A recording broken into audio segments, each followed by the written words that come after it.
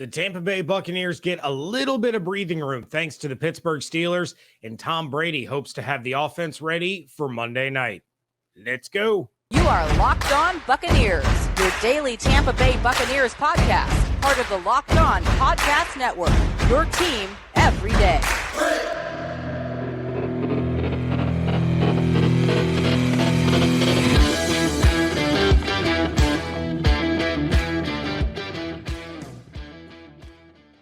What's up, and welcome to the Locked On Bucs podcast, part of the Locked On Podcast Network, your team every day. We are your daily podcast covering the Tampa Bay Buccaneers, free and available on all platforms, including YouTube, and we thank you for making us your first listen or view of the day. I am James Yarcho, flying solo on this episode, the deputy editor of BucsNation.com. You can check out my co-host, David Harrison, over at BucsGameDay.com. And of course, follow everything on Twitter at Locked On Bucs, at JYarcho_Bucs, and at DHarrison82. Again, we thank you for making Locked On Bucs your first listen or view of the day. Today's episode of Locked On Bucs is presented by Prize Picks. Pick 2 to 5 players, and if they will score more or less than their Prize Picks projection, you can win up to 10 times your money on any entry. And first-time users sign up with promo code Locked On to get a 100% deposit match. PrizePicks.com, promo code Locked On. So the Tampa Bay Buccaneers did get some wiggle room in the NFC South thanks to the Falcons losing. We're going to get to that a little bit later as we kind of take a bigger look at what's going on in the NFC South. But need to talk about that updated injury report that dropped after David and I had published the Friday episode, thanks in large part to the fact that the Buccaneers playing on Monday. So we didn't get the final injury report until after that show was completed. So the only Buccaneers player officially ruled out is Tristan Wirfs. We already knew that Wirfs was going to miss this game. He's slated to miss 3 to 4 weeks, which is going to be a problem against some of the teams that the Buccaneers are going to be facing, especially after what Bosa did to Tua Tagovailoa in that 49ers-Dolphins game. But safeties Antoine Winfield Jr. and Mike Edwards, as well as cornerback Sean Murphy-Bunting, are all listed as doubtful for Monday night's game against the Saints. That means that your likely starting safeties are Keanu Neal and Logan Ryan, though Ryan is still kind of up in the air as he's trying to return from injury. It also means that rookie corner Zion McCollum is going to see more action on the field. And for those that remember a few weeks back, McCollum played okay, but he definitely was not up to the level that the Bucs want or expect him to reach. He was a late round pick. He was a day 3 pick, and he's still getting acclimated to the NFL game. He's not going to go out there and immediately show out. We all remember Jamel Dean's first foray into live NFL action against the Seattle Seahawks when he got absolutely torched. Now Jamel Dean is arguably the best corner on the team. He's going to make himself a whole heck of a lot of money, whether that's with the Bucs or in free agency. So those things can develop. It's not, he's not a bust. He's not a wasted pick, anything like that. But Zion McCollum is going through some growing pains and some struggles. It also means that we're probably going to see more D. Delaney. D. Delaney had stepped in last week against the Cleveland Browns due to some injuries, saw some playing time. So those guys are going to be probably swapping in and out. You still have Carlton Davis. You still have Jamel Dean out there. But you're going up against the Saints. Andy Dalton is Andy Dalton. But you're going up against guys like Chris Olave, Jarvis Landry, Marquez Callaway, Rashid Shaheed. These guys that can stretch the field without much problem. They can win their one-on-one matchups. And when you don't have Antoine Winfield Jr. and you don't have Mike Edwards back there, that stretching of the field can turn into some explosive plays and some big-time scores, especially with guys like Chris Olave or guys that have the speed like Callaway and Shaheed do. Jarvis Landry still a threat, but he's kind of become more of a possession receiver at this stage in his career than he was early on, especially in his time with the Cleveland Browns. He really started to become that deep threat. I'm not saying he can't do that. I'm just saying he's more of the move the sticks possession guy than he used to be. Whereas the Saints look to guys like Olave and Callaway and Shaheed as those stretch the field, explosive play, big score, type of threats. When you have Zion McCollum or D. Delaney out there against these guys, when your safeties are Keanu Neal and Logan Ryan instead of Antoine Winfield Jr. and Mike Edwards, it can create some problems. Now, Todd Bowles, when speaking to the media about Winfield and Edwards, said, quote, "Well, they're not ruled out. We're going to wait until Monday, see if they can do something before the game, and we'll make that decision at that time." So both of them listed as doubtful on the injury report, considered game time decisions.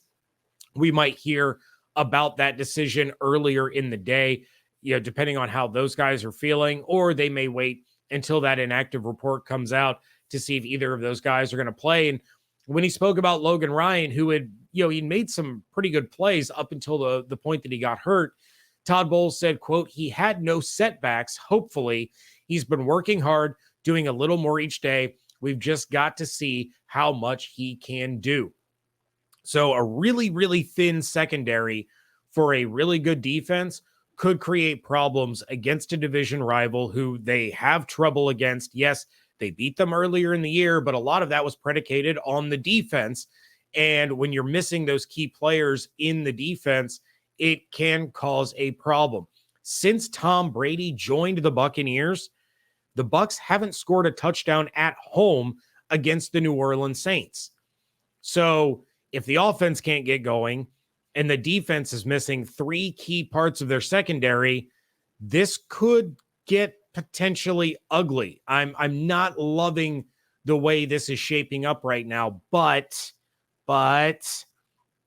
there is maybe a little bit of optimism, thanks in part to Tom Brady, as he's been, working with Mike Evans in practice. He spoke to the media about how competitive those practices have been, and we're going to get to that in just a little bit. Look, we all love holiday get-togethers with friends and family, and when those happen, chances are you may indulge in some adult beverages, or maybe you would just like to bring one as a gift to the host of the party. Well, this holiday, find what you love at Total Wine and More. With so many great bottles to choose from, it's easy to find a new favorite single barrel bourbon or the perfect gifts for everyone on your list with some help from a friendly guide. And all with the confidence of knowing you found something special for the lowest price. You'll love what you find only at Total Wine and More. Curbside pickup and delivery available in most areas. Visit TotalWine.com to learn more. Spirits not sold in Virginia and North Carolina. Drink responsibly. Be 21. At Locked On Bucs, we believe that home should be where you and your family feel the safest, especially over the holidays. And this season, give yourself and your family the gift of peace and protection with the #1 rated home security system, Simply Safe. And right now, Simply Safe is offering Locked On Bucs listeners 40% off a new security system, but don't delay. Do not put this off. I'm a big fan of Simply Safe's advanced technology. I can check in on things from an app on my phone. It's crystal clear, HD, and there is a wide range of high-tech sensors or any number of options that you can include in your home security. Simply Safe is whole home security with advanced sensors for every room, window, and door, with HD security cameras for inside and out, with smarter ways to detect motion that alert you only when a threat is real, and even have hazard sensors that detect fires, floods, and other threats to your home, with 24/7 professional monitoring services that cost under $1 a day. That's less than half the price of traditional home security systems. Don't miss your chance to save big on my favorite security system. Get 40% off of any new system at simplysafe.com/lockedonnfl today. That's simplysafe.com/lockedonnfl. There's no safe like Simply Safe. Thank you again for making Locked On Bucs your first listen or view of the day. For the biggest headlines in all of sports, make your second listen or view Locked On Sports Today, available on YouTube, Odyssey, or wherever you get your podcasts. Tom Brady spoke to the media last week, and he talked about some of the changes, some of the things that they were doing at practice in hopes of sparking the offensive side of the ball. So Brady discussed the competitive level of practice as well as his chemistry with Mike Evans, which we saw some disconnect there against the Cleveland Browns last week. Mike Evans has not had a great game in a couple of weeks, and there have been some missed opportunities. Both Brady and Evans could be, looked at as being at fault in any of those given situations. It's not all on one guy, but it's something that has to be fixed. So when Tom Brady spoke about it, he said, quote, "Yeah, I think practice is very important for all of us. And I think the more we can do in practice to simulate what goes on in the game, the better we do and the more we gain confidence in one another. I think the passing game is certainly about confidence and anticipation. You get a lot of those reps in training camp and you get into the season, and there's always a balance between keeping guys fresh. Certainly a guy like Mike and I, we have a lot of years together now. I've thrown him a lot of balls. I have a lot of confidence. He and I have a lot of confidence in what we can do and what we've done. We're just going to keep working at it." Brady then went on to say, "I think when you're losing, everything is horrible. And when you win, you think everything's great, even though not everything's great. And when you're losing, you think everything's horrible, even though it's probably not all horrible. It's just not good enough. There's a long season ahead for us and still a lot of football left to be played. And hopefully our best is ahead of us," end quote. Now, Mike Evans also spoke with the media, and he talked about his connection with Tom Brady, where he said, quote, "Obviously practice helps, but we've been getting some good reps in. It's a game of inches and everything matters. So I have to be better. I'm used to getting 2-3 yards of separation on multiple routes. I've got to get that back. Brady's reading it right. It's on me." So Mike Evans is taking the bulk of the blame here, saying that the passes that seemed off or overthrown or underthrown, Mike Evans is taking the blame for those, saying that Brady's reading these routes right and Mike's not doing his job. But when you take a look at the way that this offense is constructed, and David and I, we've talked about this. This is no longer the no risk it, no biscuit approach. This is a very conservative offense, which goes against what all Bucs fans are used to at this stage, right? You have Godwin, you have Evans, you have Julio Jones now. You still have Scotty Miller. You have Leonard Fournette, an emerging Rachaad White. You have Cade Otton. You should be getting Russell Gage back. You have the pieces to be a high-powered, high-octane offense. But instead, they're being conservative. They're taking fewer downfield shots, and I believe you can only do so much in practice to simulate those situations. And the Buccaneers were so good the last couple of years in taking those deep shots that the fact that they're not doing it almost has them at a level where they're out of practice and out of sync when they do finally decide to pull the trigger on one of those. We used to see 5, 6, 7 deep shots a game. We're lucky to see that in a month now.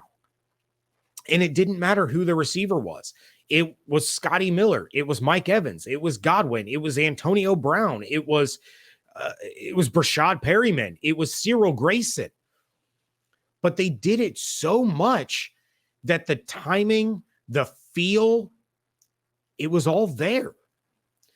And now that they're not taking those shots and they're opting to dink and dunk and chip away all the way down the field, which I think goes hand in hand with stalling in the red zone or, failing on those fourth downs when you can opt to take field goals, or opting to take field goals when maybe you should go for it on fourth down. All of it plays into one another. So creating a more competitive environment in practice is going to help, but it's not going to solve the problem. And right now, the problem that the Buccaneers are facing is They're not putting up enough points to support one of the best scoring defenses in the National Football League. Who would have thought that an offense with Brady and Fournette and Evans and Godwin and all those guys that I just listed, who would have thought that not scoring enough points when your defense is holding teams to 18 points or less was going to be a problem? Now you have Marshawn Lattimore, who is hyped up and ready for this game because it's Lattimore versus Evans again. And I love Mike Evans. You all know my feelings on Mike Evans. He's arguably the greatest offensive Buccaneer to ever play for the team, including Tom Brady. He is a Hall of Fame wide receiver. He is going to be a Ring of Honor inductee. But there is no question he struggles against Marshawn Lattimore. I don't know if it's mental. I don't know if his skill set just plays right into the hands of Marshawn Lattimore's strengths, because we've seen Lattimore get burnt and destroyed by lesser wide receivers. But for whatever reason, he has Mike Evans shook. That's the best way I can describe it. He's got Mike Evans shook. So it's going to be on Mike Evans yet again in this game to get that figured out. Go back to what he said. I have to be better.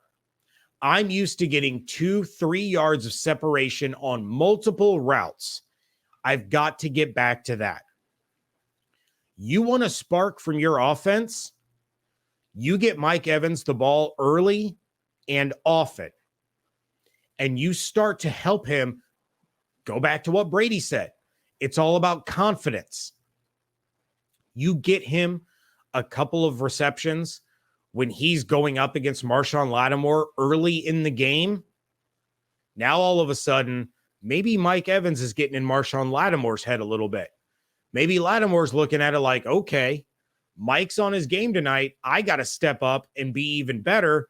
Now, all of a sudden, you're drawing pass interference penalties. You're drawing defensive holding penalties. You might even draw yourself an unnecessary roughness. But it's all about the confidence. And it's all about Tom Brady and Mike Evans walking out on that field and saying, it does not matter who is lined up against us. It does not matter who's covering Mike Evans. It does not matter who is coming after me in the pocket. We're getting Mike the ball. We're getting Chris the ball. We're going to move down to the field and score. And just like momentum can swing in the middle of a game, all of a sudden, momentum can start to swing in the middle of a season. I realize it's not exactly the middle. We're in the latter part here.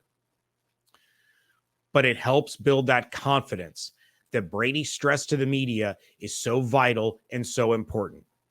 And for Mike Evans, it gets him back in the right frame of mind that, okay, I'm getting that separation. I'm winning my one-on-ones. I'm contributing to this team. I'm catching the ball. I'm moving the chains. I'm scoring touchdowns. And all of a sudden, in just one game, the offense can spark, and all of a sudden, you're putting up 22 points. You're putting up 24 points. You put up 27 points. This team has some tough defenses ahead of them, but you have to start with Monday night in a must-win situation to take advantage of that breathing room that the Pittsburgh Steelers gave you by beating the Falcons. We're going to talk about that in just a moment. This episode is brought to you by Prize Picks.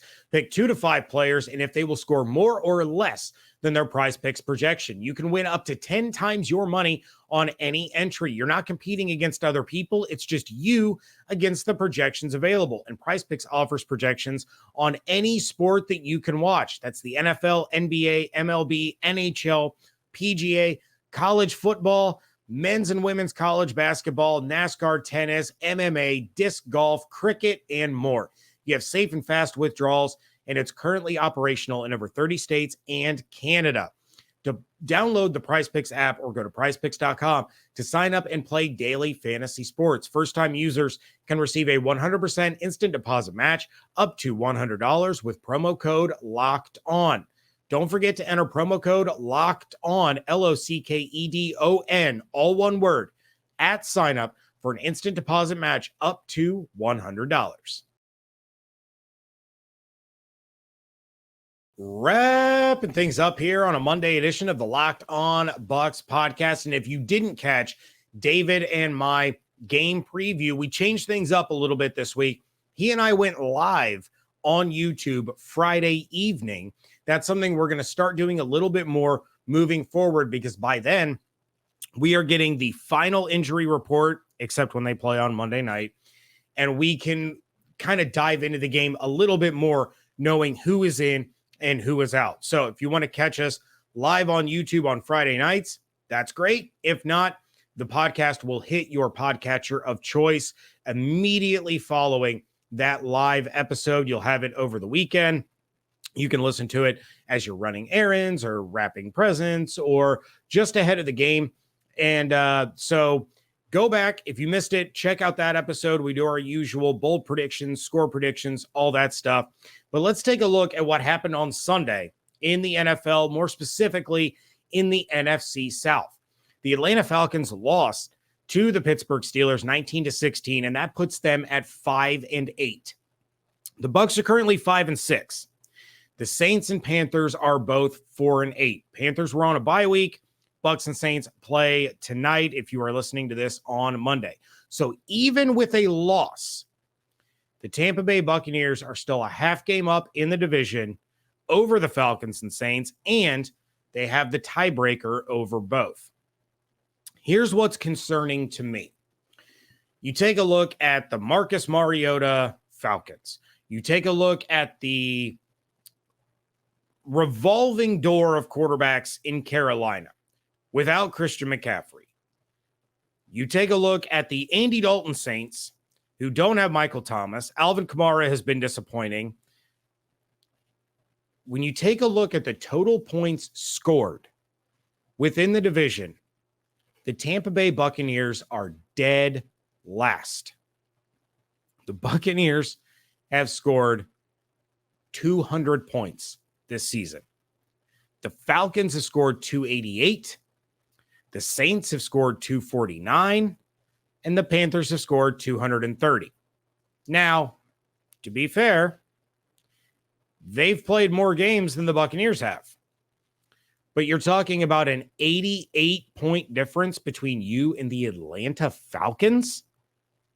You're talking about a 49-point difference between you and the team you're about to face, who benched their better quarterback in favor of Andy Dalton? You're talking about a 30-point difference between you and a team that was supposed to be in rebuild mode after they shipped off some of their best players. Baker Mayfield was a huge disappointment, and since then, it's just been who knows who's going to be a quarterback, but somehow they're still outscoring the Bucs. First place in the division, fewest points scored, and they're probably not going to pass Carolina this week. Any of you really think they're going to put up 31 or more against the New Orleans Saints? Because I don't. It's inexcusable. And it goes back to what we just talked about in segment 2. Brady emphasized needing confidence and building up confidence in practice. That tells me that they don't have any confidence on Sundays or Mondays. That tells me that what they're doing when they go out onto the field, they are no longer the team that walks out there, comes out of the tunnel, and expects to win.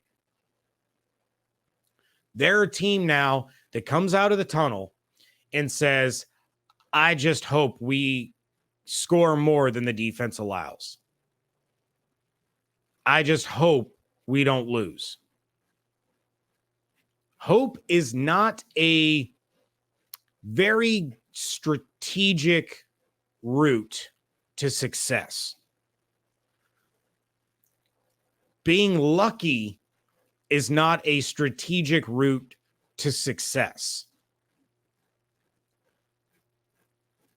When you take a look at what the Bucs defense has done in allowing the fewest points in the division by a wide margin, the Bucs offense has scored 200.